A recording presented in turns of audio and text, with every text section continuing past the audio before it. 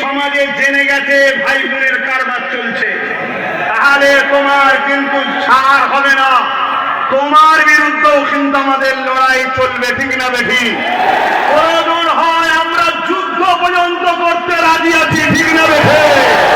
আর একটা কথা বলে দিই, এই ওয়াকাবের কথা বললে যেসব মুসলিমদের বুকে ব্যথা হবে, ওই সব মুসলমানগুলো সম্বন্ধে দুটো ধারণা রাখবে, হয় বাপ মুসলমান মা মুসলমান, কিন্তু রক্তটা মুসলমানের নয়, আর নয় ওর বাপও মুসলমান ওর মাও মুসলমান, রক্তও ঠিকই, কিন্তু বেটা হারাম খোর খেয়ে খেয়ে খেয়ে খেয়ে ওর রক্ত এখন হারামের হয়ে গেছে।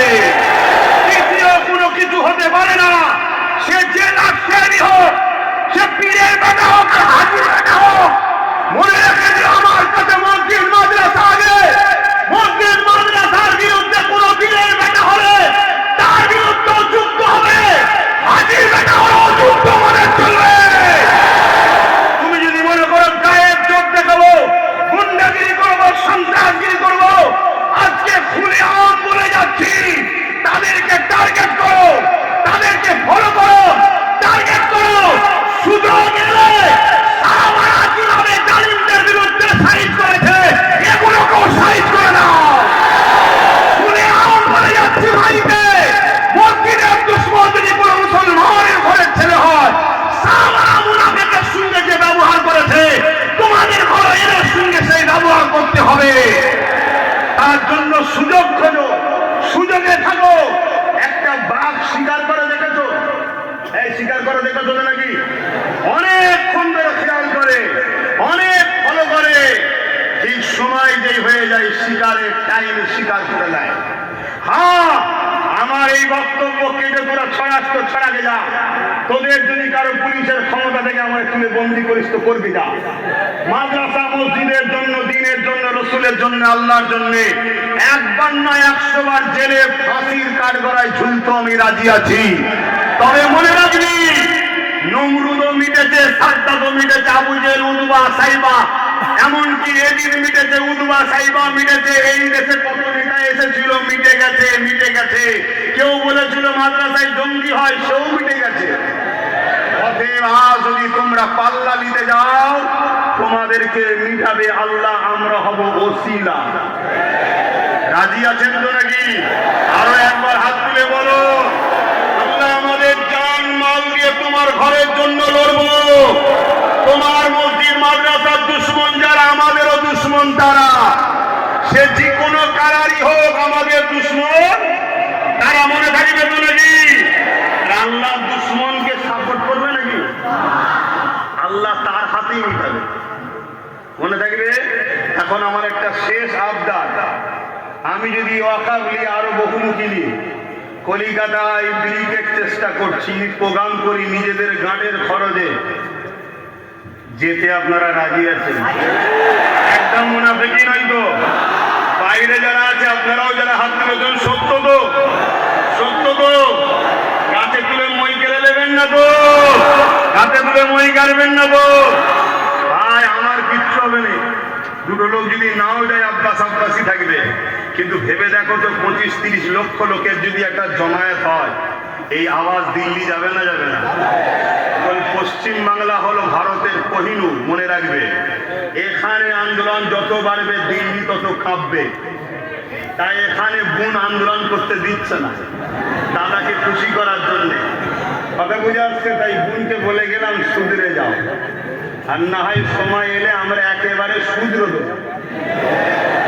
তো যাই হোক, তাহলে মনে থাকবে তো, এই বর্ষাটা মিটে গেলেই আমি প্রসেসিং শুরু করব। আমি দেখতে চাই লক্ষ্যকণ্ঠের যদি গীতা হিন্দু ভাইয়েরা মাঠ পায়, প্রত্যেকটা রাজনৈতিক দলের লোকেরাও যদি মাঠ পায়, তাহলে আমরা কেন পাবো না? আমাদের পাওয়া দরকার আছে না? নয়? যদি না পাই, এর জন্য দোষী কাকে দেবো সেটাও তো বুঝতে পারছেন তো নাকি? সাপ হয়ে কামড়া চুজা হয়ে ঝাড়ছ বললে তো হবে না। তুমি নাকি বলেছিলে এদিকে রেড রোডে নামাজ করে দিই, সেটা করে দাও। কি সব কথা সময় মতো হবে, এখন আর নয়, হুজুরের মাসে আগমনে আর বেশি নয়। কিন্তু হুজুরের দিনের প্রতিষ্ঠানের পেহচান হলো মসজিদ মাদ্রাসা। মাথায় থাকবে। আর একটা শেষ কথা, এ জাতের যুগে যুগে সব থেকে বড় ক্ষতি করেছে একদল মুনাফিক উলামারা। এ জাতের সব থেকে বড় ক্ষতিকর হচ্ছে একদল মুনাফিক উলামারা, যারা সর্বসময় সরকারের ভাতাই চলে। হতভাগা আকবর নাম শুনেছেন? তৎকালীন সময় একদল লোককে পয়সা দিয়ে কিনেছিল, কিনে তার গোলাম বানিয়ে রেখেছিল, দিনে ইলাহি লিখেছিল।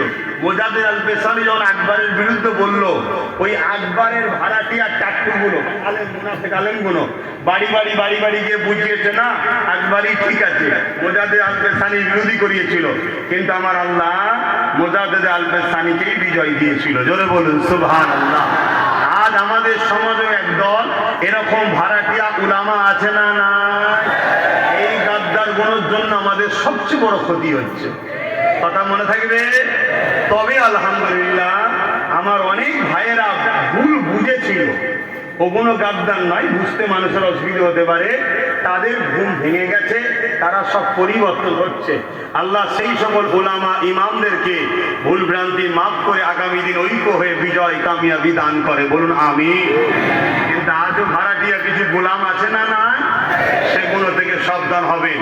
আর কথা নাই, তওবা পড়াবো। কারো কিছু কষ্ট হলো? সত্যি বলছি, যদিও হয়ে থাকে তাকে একটাই কথা বলবো, তুমি তোমার লোকের সঙ্গে থাকো না, জাহান্নামের কুকুরদের সঙ্গেই থাকো না। আমাদের এখানে জোট কেন? তোমাদের যখন কুকুরগুলো আসে আমরা জুটি না, কথা বুঝছেন না? তখন তো তোমরা থাকো, আবার আমরা যখন এসেছি জান্নাতি দলের খোঁজতে, তো তোমরা এখানে মধ্যে এসছো কেন? আমার কথা কি পড়া হয় না? রবিউল আউয়ালে কাজগুলো তো হালকা বলছি রে বাবু, এর থেকে অনেক পড়া ডোজ আছে আমার কাছে। আস্তাগফিরুল্লাহ।